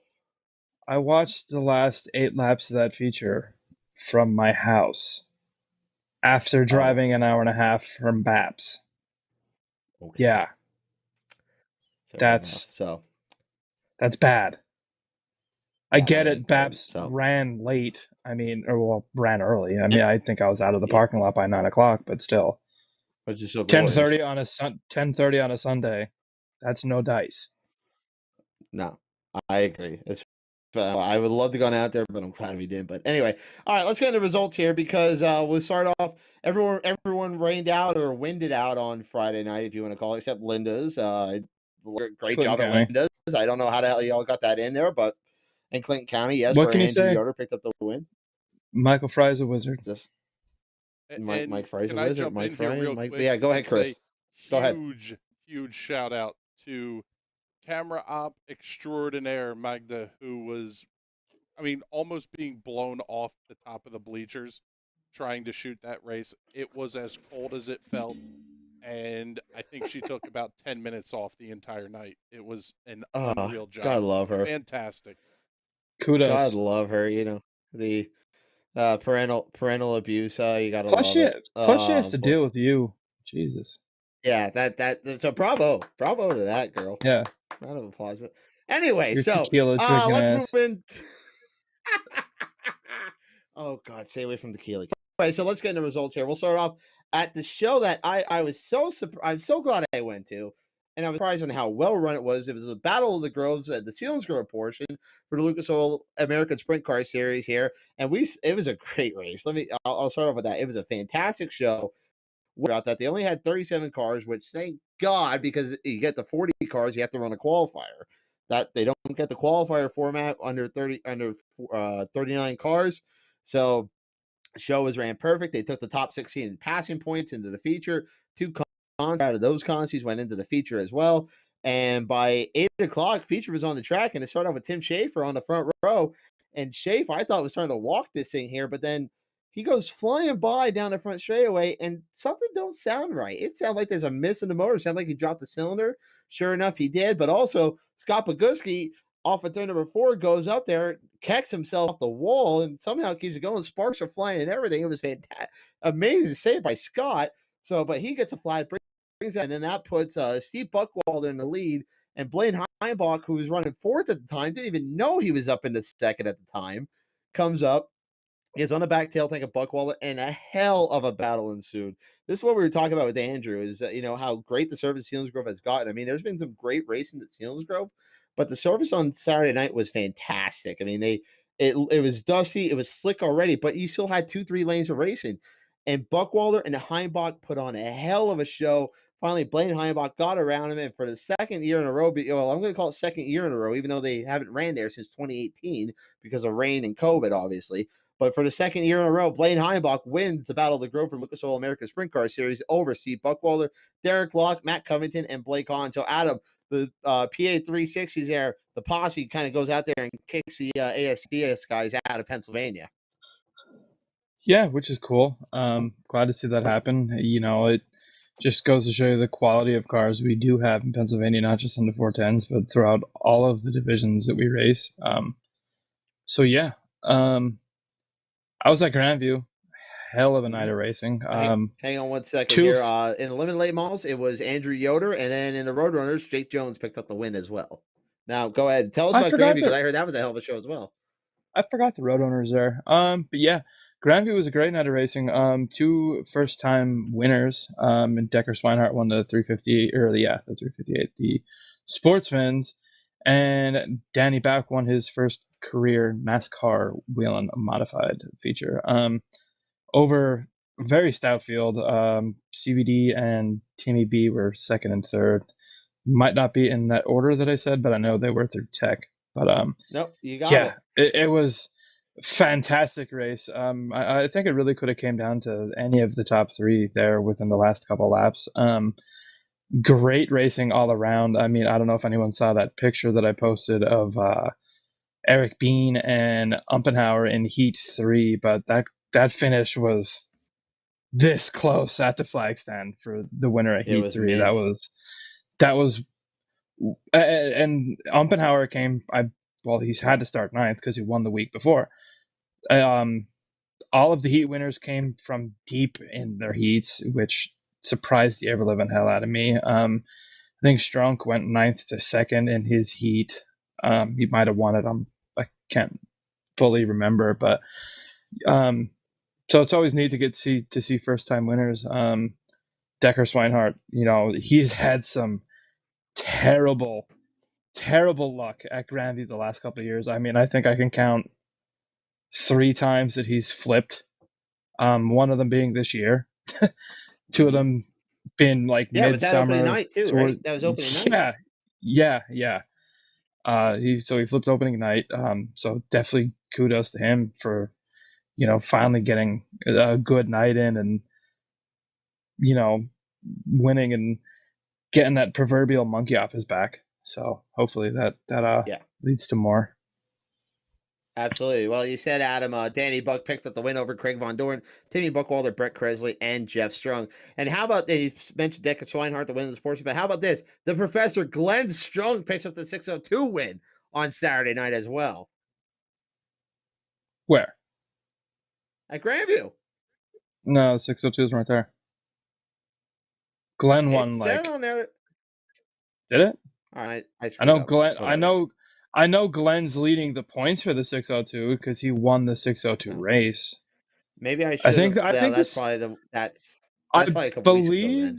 Whoops. Yeah. I believe the 602s are on the schedule once a month. Just the 602s. You can run a 602 with a regular sportsman, but there's certain nights throughout the year where they will just strictly run open sportsmen. Well, not open sportsmen, but just regular sportsmen and grade sportsmen separately. I probably should have looked at the dates on that then. So whoops. So never mind then. Well, congratulations on Glenn Strunk on your win a couple weeks ago then. But anyway, all right. So let's get off that. So before this train wreck goes down, let's move down to Lincoln Speedway from Saturday night action here, and I was watching the highlights here before we came on the air here. A great 410 showdown at the Pigeon Hills. They are on tap here, I think, for coming up here. There's a big weekend coming up here next week, and we'll get into that in just a second. But still, they're on tap for, I think, a hell of a show coming up here in 2 weeks here. And they continue their great racing down there on Saturday night, where Chad Trout picked a win. And I call a little bit of a mild upset. Chad's only good for 1 or 2 a year, but I always like seeing Chad when he's able to go out there, get the win, and in a fantastic race here. Corey Haas, he was running that sister car to Buckwalter, the 38 car. Buckwalter had a 38 car up at Selinsgrove, but the sister car, the 410, was down with Corey Haas, and Haas led a good bit of that race until something let go, until he broke, and it was a shame for him. But then that allowed Chad Trout to go up there and get the win. And then a heck of a last lap there between Freddie Raymer getting second, Jim Siegel getting third, Danny Dietrich fourth. Aaron Bollinger, again, we go back to, I think, one of our last shows we did, Adam, where Bollinger, he was up there leading most of that race until Chase Seats pulled that slider on him. But Bollinger, top 5 finish for him down at Lincoln. Yeah, for sure. It's good to see the little guys, get forward. I mean, a lot of it has to do with the handicapping system, which, hey, to be fast, you have to win, you have to stay up, be up front and stay up front. So, I mean, if he started up front and only faded to 4th or 5th, that's still a hell of a good job, considering there was almost 30 cars there. I wouldn't think so, about 30. Yeah, I wouldn't say so. But, and I know Port Royal only had 20, but you figure a couple of their regulars were at Selinsgrove with the Lucas Oil that series. too, and I think some guys also went to Lincoln too to kind of get 1 or 2 more tune-ups in for the Outlaws. That's my theory on that anyway. So, but anyway, through date sprints with the Jeff Rohrball. Now, speaking of Port Royal, we go up there, and the Mac man, Anthony Macri, he's starting to get rolling here, bud, as he picked up the win at Port Royal. 3rd win on the season for Macri over Brent Marks, who's a guest of ours here. Lance Deweese finished 3rd, Logan Weiner 4th, and Ryan Smith finished in that 5th spot there. And Macri's looking good, Brent Marks looked good, and Lance, they're trying so damn hard to try and get this 100th win at the Grove. They can't, but it seems like they're close. Every time they go to race at the Grove, it either rains out or winds out. Right. So then they take the trailer on up the road to Port Royal. Look at it. Well, look at it last week when we were down in Bristol. Him and Dietrich both had motor problems. When does the last time I heard Lance Deweese have a motor problem? It's been a minute. That's for sure. It's definitely It definitely has been. But congratulations, Anthony Macri, on the Wicked Livestock 410 Sprint Car win. And the River Valley Builder Super Late Models, the Scrub. Rick Eckert picked up the win over Ross Robinson. Dylan Yoder, Tyler Bear, and Gary Stuhler. Scrub looked very, very good for his 11th career Port Royal win in a very dominant race there. 11? That's it? That he only has 11 career wins at Port Royal. That's what the press release said. God, I would have thought there would have been more, honestly. I thought there He's was one of too. those drivers where Scrub's been around, though. That's think, the thing. Scrub's been around.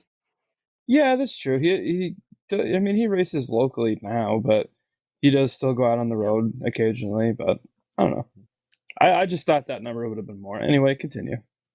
Anyway, yep. So, and the PA Sprint Series 305 State Group picked up the win there. And down at the Bassmore Speedway, Kenny Atkins picked up his second win in a row.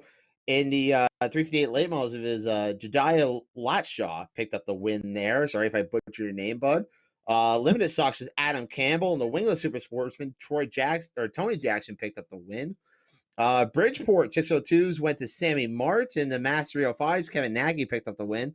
By the way, shout out to Eddie Wagner, picked up the win a couple weeks ago down there at the Bridgeport Speedway. Congratulations, buddy.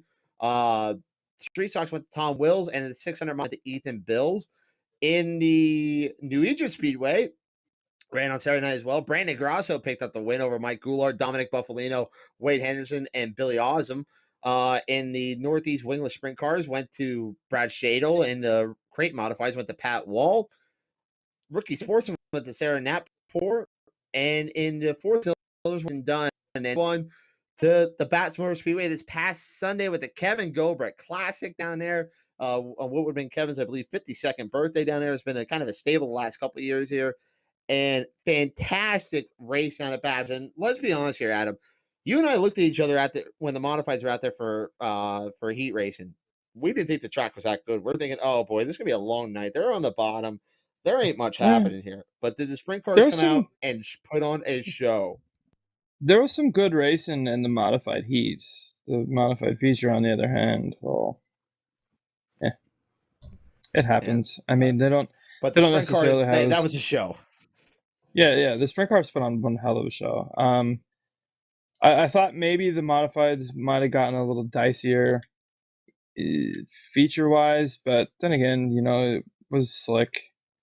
They don't necessarily, well, they don't have the same amount of power that a 410 does, obviously, but again, I think maybe you add a couple more cars into the mix, like if they would have had a full field. I think it could have been racier. I think because I don't think there was enough modified guys there. Yeah, 17 like feature that time was kind of to lackluster. Once everyone kind of found their groove and figured out, like, okay, well, I'm good enough to beat this car, not good enough to beat that car. I don't think anyone really wanted to push the issue and run the top to see if they can get any further. That's the way I look at it anyway. I mean, I could be wrong, but I agree there. But anyway, sprint car side of things here. We'll resolve it here, but Billy Pouch picked up the win over Jeff Strunk, Jaron Oppenhauer, Jack Butler, and Loudon Reimer. By the way, if you haven't had a chance to go watch that Billy Pouch interview, go watch it. It was fantastic. Billy was a ball of fire. I can't wait to have him on this show here. This is gonna be fantastic whenever we get Billy on the show. Before you go, good run for Jack Butler. He moved up to modified this year as regular at Grandview, so good run for Jack for sure.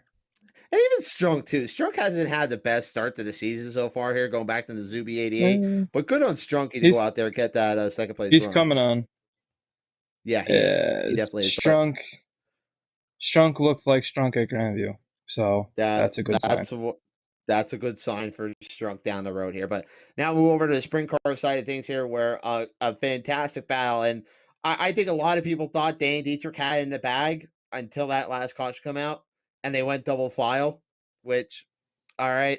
I mean, not my cup of tea, I think. It's not if you're going to go in on a restart there to inside 5 to go, I think this should be single file. That's just my thinking of it. I mean, I don't know if some of you is on Snapchat. If you know me, Pork was pretty pissed off. I mean, he's a pretty big Dietrich fan.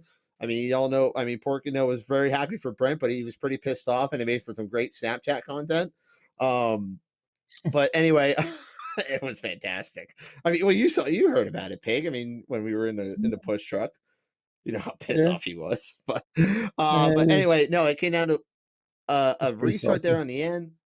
What's that? Yeah, it was pretty salty. Pork's always salty. What do you expect from Melvin? Anyway, so but it came down to a 2-lap restart there, a 2-lap dash, and I'll say that, and I said this to Brent in our interview tonight. He did a hell of a job not to have Dietrich bully him off the bottom. He stuck to the bottom.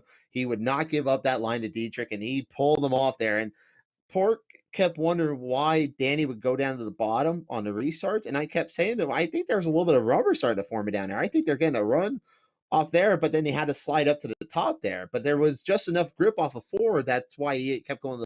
And I think Brent knew that. Brent went to the bottom. Obviously, he got called back on that one restart, and I thought it was done. And another thing, too, I thought Ryan Smith, I thought he was dead in the water, too, because he had a hell of a run going, and he started to fade back. Yeah. But he worked his way back at the front. But anyway, our guest here tonight, Brent Marks, picked up his win out at the Babs, his first win down at Babs. In a 410 sprint car over Danny Dietrich, Anthony Macri, Ryan Smith, and Dylan Norris, who ran the Gobrek tribute car in a very nice hard charge and run, came home in the 5th spot there. And that was a wild last lap, too. Yeah, guys, it was insane. Yeah, that last lap, man, I don't even know how the hell they'll explain it, but definitely good on Brent. Like he mentioned it in the interview earlier, he's been so close to pulling off a win there at Baps, and just hasn't, like, just something silly's happened. So definitely cool to see. For sure, absolutely. So and then we'll move on down to Bridgeport Speedway, and we'll start off in the Speedsters, which they put on a hell of a show on the high banks down there in the 410. Billy Pouch Sr. picked up the win there, and in a great race, held off Lyon and Reimer towards the end there. And now we'll move over to the modified side of things here, where I tell you what, I'll start off with this. I thought we were in for another shit show like we were back in last year when they ran the 100 lapper there, one of the first races on the new track. And they just kept blowing right rears. And the thing was, that was the surface. Last night, that was more guys going out there getting some big melons underneath their willy there and hitting that wall. That's the best way I can describe it, because they go out there, run that top side, and it takes a little bit of balls to run that top side up at Bridgeport there, and that's what caused them, I think, to get a lot of those right rear flats last night. It wasn't track surface; that was kind of more contact with the wall. Not gonna lie, fell asleep. Passed right out. Well, I watched the highlights. It was a good race. Definitely glad to see Fuller win. Yeah, like God, 13. He's had a terrible amount of luck the last couple of seasons. But to quote CJ Leary from Four Crown a couple of years ago in the Silver Crown car when he was Highside hustling the Silver Crown car around Eldora, sometimes you just have to throw your nuts. Sometimes you just have to throw your nutsack over your shoulder and fucking send it. Oh, that's fantastic. Anyway, yeah, Tim Fuller picked up his dying. That's fantastic. Anyway, Tim Fuller picked up his first win since Charlotte of 2018. He picked from the 13th spot, picked him the $10,000 to win. King of the Big Blocks last night down to Bridgeport Motorsports Park over Stuart Friesen, Max McLaughlin. He almost had me saying CJ Leary there. I'm out of it right now. Max McLaughlin finished third. Peter Britton from 20th up to 4th, and Jimmy Phelps, who's starting a pole, finished 5th. All right, Adam, you got any news or notes, or do we want to go into scheduling here? I've got no news and notes because, quite frankly, I did not have time to do it today. So maybe next week. No problem there. Sorry about your luck. I know everyone really enjoys that. I love your news and notes segments. We're pushing 2 hours. It's time to wrap this baby up and go to sleep. Quite frankly, I think so too. So. All right, so coming up this weekend, folks, hopefully we get some Friday night racing in here. If we do, we will see the Zimmer Service Center ULMS Super Late Models run for $3,000 to win down at the Big Diamond Speedway. The modifieds will be on tap as well, and also 602 Sportsmen along with the Roadrunners. Williams Grove will have the 410 sprint cars going for $6,000 to win the Hoosier Diamond Series event, along with the World of Outlaw tune-up with the 358 sprint cars. Bedford Speedway is back in action this weekend here. The URC sprint cars will be in action this Friday night, along with the late model sportsmen, semi-lates, pure stocks, and 4-cylinders. Saturday is Cumberland, Maryland. The URC Sprint Cars will be down there as well. Excited for that one. Gonna go check out Cumberland for the first time. Saturday also has Bridgeport, the Modifieds, along with 602 Sportsman, Street Stocks, 4 and 8 cylinders, Rookie Sportsman's, and Grandview, your normal modified Sportsman, 602 Sportsman's are down there. Speedway has a 410 Sprint Cars. That is an outlaw tune-up with the time trial show. Super Sportsman's and Extreme Stocks. New Egypt Speedway, the Modifieds, Northeast Wingless Sprint Cars, Sportsman, Street Stocks, Rookie Sportsman's, and Vintage Cards. Port Royal 410 Sprint Cars with the ULMS Zimmer Service Centers limit or super late models going for 4,000 to win, and the limited late models as well. Selinsgrove has a Patriot Sprint Tour 360 Sprint Cars, PA Sprint Series 305 Sprint Cars along with the Roadrunners. And then we move into the next week here on Tuesday, May 11th, the Battle of the Bull Rings for the Short Track Super Series North region at the Accord Speedway. Chris Moore talked about that earlier. And then Wednesday night, ladies and gentlemen, it's outlaw time. The World of Outlaws Knott's Energy Drink Sprint Car Series are coming into Pennsylvania for the first time in 2021. And we started all off at the Lincoln Speedway for the Gettysburg Clash down there next Wednesday night. I cannot wait. I love Lincoln. I love when the Outlaws are in town there. It gets wild and gets rowdy, and it should be fun. And then we move down next Friday and Saturday night to the Williamsgrove Speedway for the Morgan Cup Challenge played by Champion Racing Oils for the World of Outlaws Knott's Energy Sprint Car Series. And I think the race that I am very, very excited for is next Tuesday night for the World of Outlaws Knott's Energy Sprint Car Series at the Bridgeport Motorsports Park. I cannot wait for that one. That is going to be fun. If it's anything like the 410s were down there earlier in the season, we are in for a hell of a show. So, Adam, any final thoughts here? By the way, before we get going, I know we didn't touch on this. It's been a long show. Kerry Matson out of the 24 car. Yeah. Definitely came as a surprise to probably everyone, I'm sure, except for I'm sure a couple of people had an inside track, but I mean, I did see he's also going to run for Tony Stewart this weekend on Eldora, so, you know. Yeah. It is what it is. Adam, any final words, Adam? See y'all at either, honestly, I don't know where I want to go on Saturday. I might go to Lincoln, to be honest. I'll be fulfilling my URC duties this weekend, so I'll be at Bedford and Cumberland. Definitely excited to go check out Cumberland for the first time. Chris, where are you at this weekend? What's coming up on National Racing Network? We have more content than I know what to do with here on the NRN. Tomorrow night we have a doubleheader, the first round of the Ezra IndyCar Series from 8 to 10. 10 to 11 will be the PM18 Indy Pro 2000 official series. Friday night radio broadcast from Linda's iRacing Saturday, Sunday. Monday, doubleheader Tuesday. Just a ton of stuff going on. And plus we got you two monkeys back. Yeah, we're back next week. Yeah. So. All right, guys. We'll be back next. Well, actually, no, we will not be back next Wednesday night because we will be down hopefully at the Lincoln Speedway and getting in the Gettysburg Clash. And yeah, that should do it for everyone here. So pre-race live on the road. Let's take the hustle on the road pre-race. Let's see how work goes next week. You might be at Lincoln next Wednesday. Oh, yeah, I'm hoping to be there, but let's hope for rain. See. I also work next Friday too, so my overtime day the next 2 weeks is Friday. So yikes. Well, see how it goes. All right, folks, maybe I'll get lucky like last week. Yeah. Let's hope so. So, all right, folks, let's get off the air here. So, for Adam Rubright, my name is Bert Wojcik, executive producer Chris Graham. Keep on hustling, folks. We'll see you guys in 2 weeks, or maybe next week on the road show on the Highside Hustle.